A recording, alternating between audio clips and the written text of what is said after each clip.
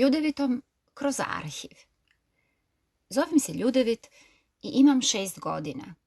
Stanujem preko puta Hrvatskog državnog arhiva koji se nalazi na Marulićevu trgu 21 u Zagrebu.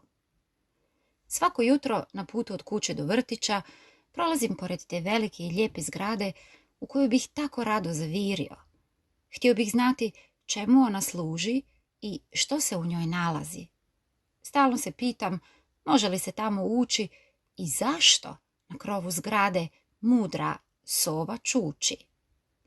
Pitao sam tatu da sa mnom tamo svrati, ali odgovor dobio sam uvijek isti, dosadan si i ne gnjavi.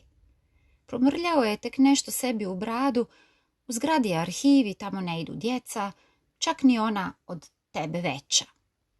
Ništa ga nisam razumio, pa sam gnjavio i dalje. Kako misliš arhiv? Pričaj mi o tome. Gle, pa tamo neki dečko igra nogomet. Odgovora nije bilo, a mene je i dalje mučilo pitanja 100.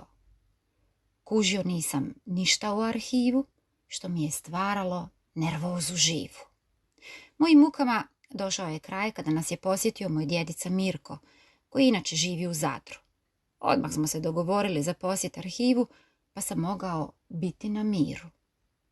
Djedica mi je s puno strpljenja ispričao kako je on nekada davno učio u toj zgradi još dok je bio student mladi. Prema njegovim riječima, tada je u zgradi bila knjižnica, a danas je tamo Hrvatski državni arhiv. To nisam baš posve razumio, jer kakve veze ima knjižnica s arhivom? Znao sam jedino da u knjižnici posuđujem slikovnice, a u arhiv da mogu na neke radionice. No, to mi ni dalje nije bilo jasno. Zbog čega sam pričao strašno glasno. Od svega me je zaboljela i glava, pa sam na kraju odlučio strpljivo čekati da tamo odem i vidim već o čemu je riječ. Uskoro je došao i taj dan. Bio sam silno uzbuđen, pa nisam vidio da nas je na ulazu u zgradu odmah na vratima dočekao striček neki. Mislim da se zvao Nikola. Kuda dečki? Kojim poslom? Pitao je sa smiješkom. Djedica je odmah objasnio da smo zainteresirani za razgled zgrade. Naravno, rekao je striček, samo da pozovem gospođu Anu. Odmah će ona. Teta Ana je došla brzo, s velikim osmijehom na licu.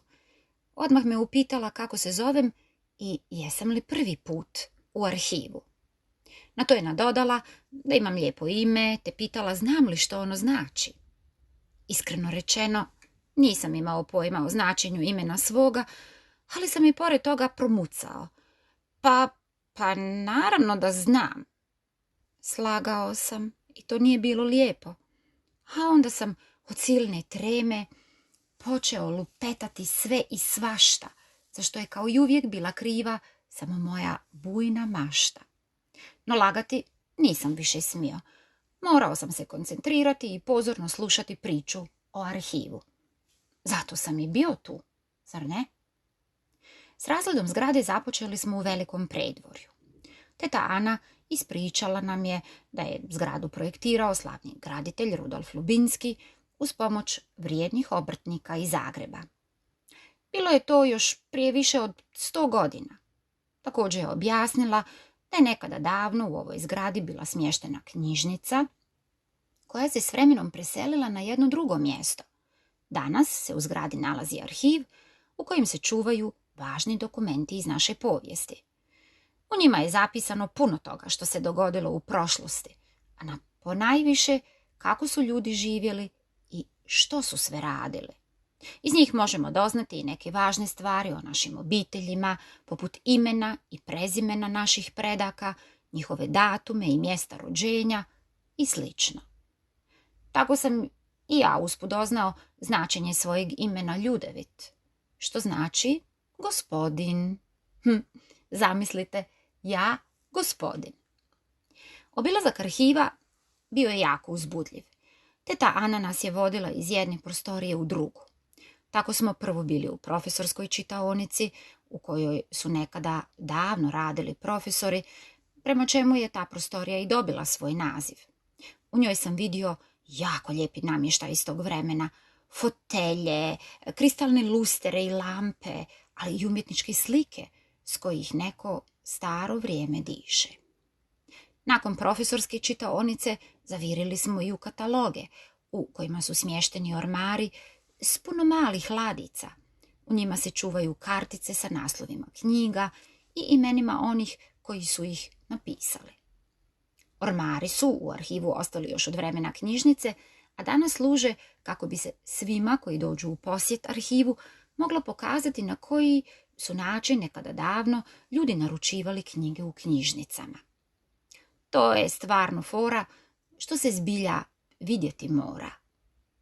Ipak, najljepša od svega bila je velika čitaonica. U njoj je bilo dosta ljudi koji su radili u tišini. Zato smo morali biti jako tihi i nismo smjeli smetati istraživačima. Teta Ana pokazala nam je i arhivske kutije u kojima se čuvaju dokumenti. Rekla je da je jako važno da ih ljudi, nakon što su ih pregledali i proučili sve što u njima piše, ponovo lijepo i uredno odlože u kutije. Red se jednostavno morao znati, kao i doma, kada mama traži da pospremim svoje igračke. Na jednoj velikoj slici koja se nalazi na galeriji vidio sam i svojeg imenjaka, Ljudevita Gaja, zbog kojeg se danas pjesma ori i hrvatski govori. Nakon razgleda velike čitaonice bilo je vrijeme krenuti doma. Teta Ana nam je predložila da za uspomenu kupimo par suvenira, što smo oduševljeno prihvatili.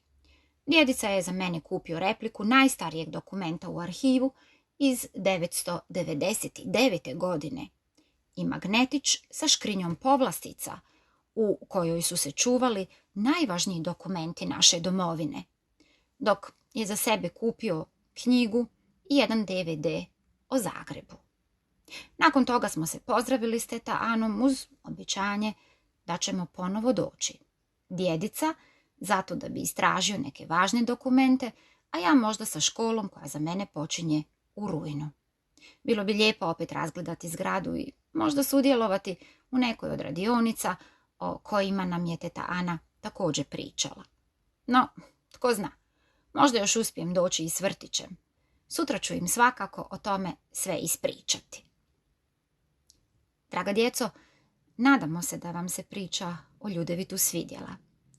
Kako ste i sami mogli vidjeti, njegov posjet arhivu prošao je vrlo uzbudljivo.